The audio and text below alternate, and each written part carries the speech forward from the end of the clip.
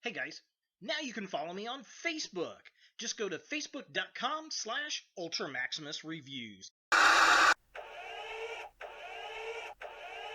What in the name of Stan Lee is that?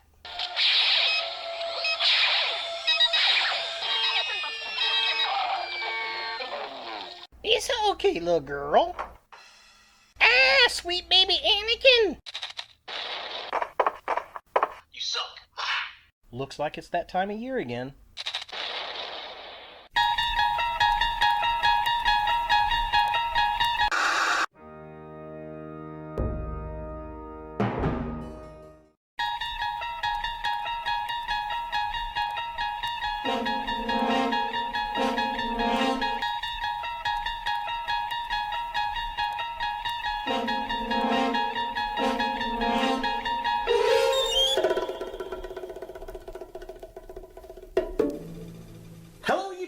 Ultra Maximus back, kicking off another 31 horror toys in 31 days! This, of course, is the ongoing tribute to the late, great Glenn Webb. Glenn, we miss you, buddy, especially this time of year. If you, for some reason, don't know who Glenn Webb is, he was a fantastic YouTuber and a good dear friend who passed away far too early. I will leave a link to his channel in the comments down below here. He's the one that actually started off 31 horror toys in 31 days, and I've been doing it every year in his memory, and it's been a lot of fun. So this year's theme is the Twilight Zone. And today we're going to take a look at a convention exclusive figure that's kind of a reaction figure, but not that type of figure from Biff Pow Bang.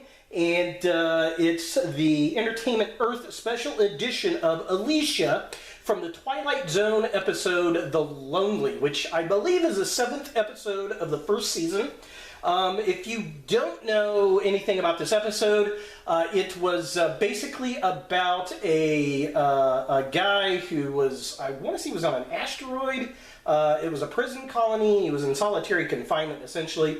And every so many years, a spaceship would come for about 15 minutes, give him supplies and stuff. Well, one visit, they dropped off this android, and the guy's like, oh, you're just a robot, and he ends up hurting its feelings, and he ends up falling in love with this android. And then he gets his pardon years later, and he can only take 15 pounds of stuff with him, and his robot companion's too heavy, and they're like, you can't take her with you, it's just a robot. And he's like, no, she's a woman, and she ends up getting shot in the face by one of the crewmen, and it's a very, very sad and twisted episode. More Outer Limits, I think, than Twilight Zone, but a good episode. So I found this figure, actually 2 of them, at my local half-price books. They were $7.99 each, and they were both pretty low numbers. Well, this one not so much, but the other one's a pretty low number. And I figured I'd go ahead and get both of them, keep one up on the wall, and open one for this review. So let's go ahead and take a look at the packaging. So here we have the Twilight Zone Alicia in color right here. So very cool, old school looking box art here. We get the 3 3/4 inch style. It says Entertainment Earth exclusive. It says Alicia from episode 7, The Lonely, in color. And then there's a picture from the actual episode itself. Twilight Zone logo, Biff Bang Pow up here. Just kind of a close up. Very cool. And again, I only paid $7.99 for the figure. There she is. Entertainment Earth exclusive in color. And the reason I keep mentioning that is because if you flip it on the back, all the other Twilight Zone figures in the line are actually in black and white. These exclusive, convention exclusive figures were colorized, which is kind of funny. But yeah, so here are all the other figures in this wave that you could collect, which is very, very cool. I guess we can do a little closer view here, huh? So yeah, these are all definitely neat. I dig them. They had a few of these figures there. I went with this one because they were the convention exclusive. Now, this particular figure is like the the gold there. This one is number 490 of 672, which is pretty cool. Definitely dig that. And then, like I said, I had actually picked up a second figure. This one's not as in good condition up here at the top of the card. It's got a little bit more damage on it, but it is number 135 of 672. So I'm going to keep this one since it's a lower number and hang it up on my wall for display. And I'm going to make them all worth a little bit more because I'm going to open up this one. So that being said, let's go ahead and get Alicia out of the package and see what we think.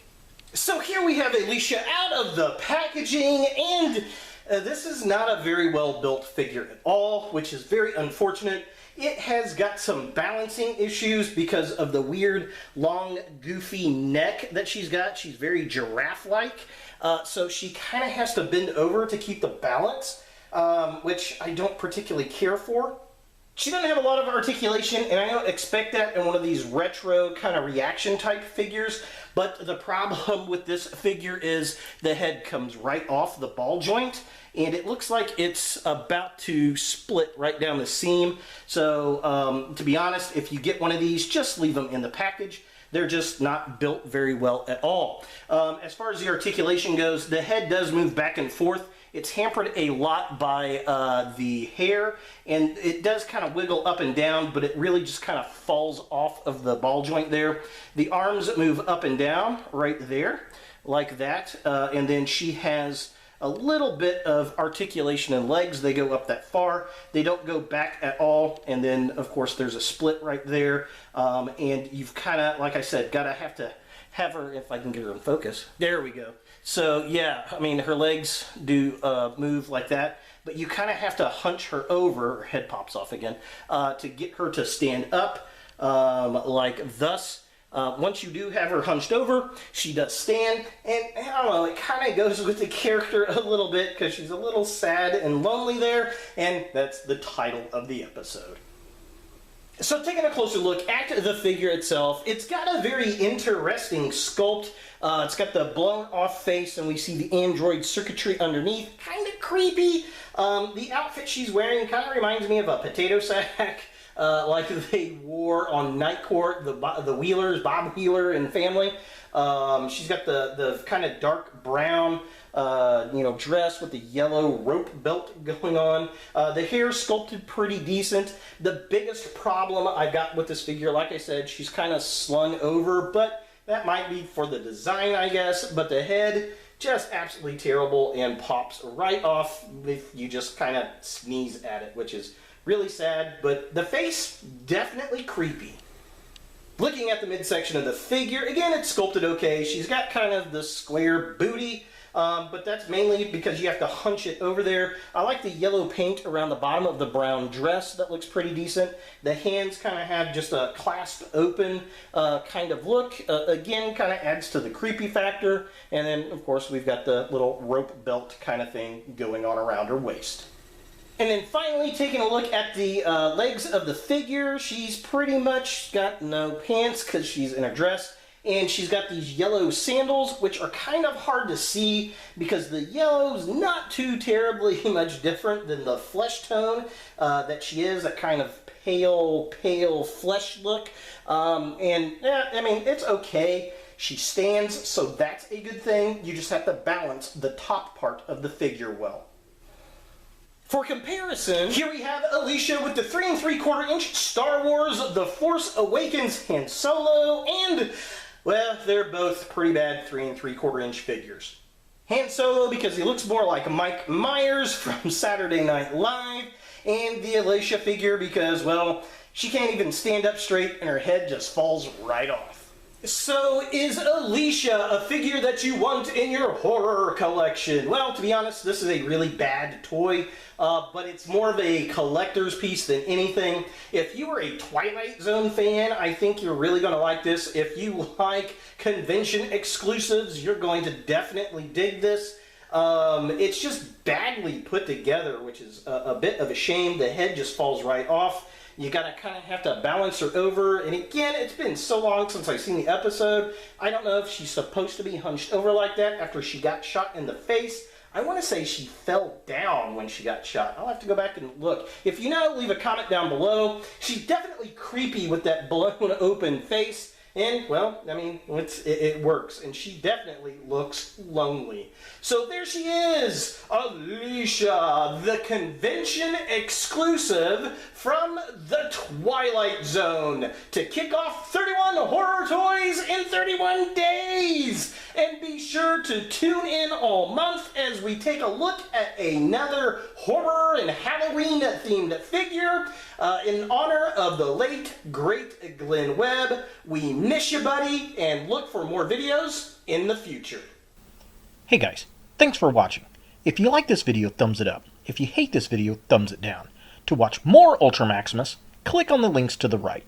Don't forget to subscribe and share, like us on Facebook, and look for more videos in the future.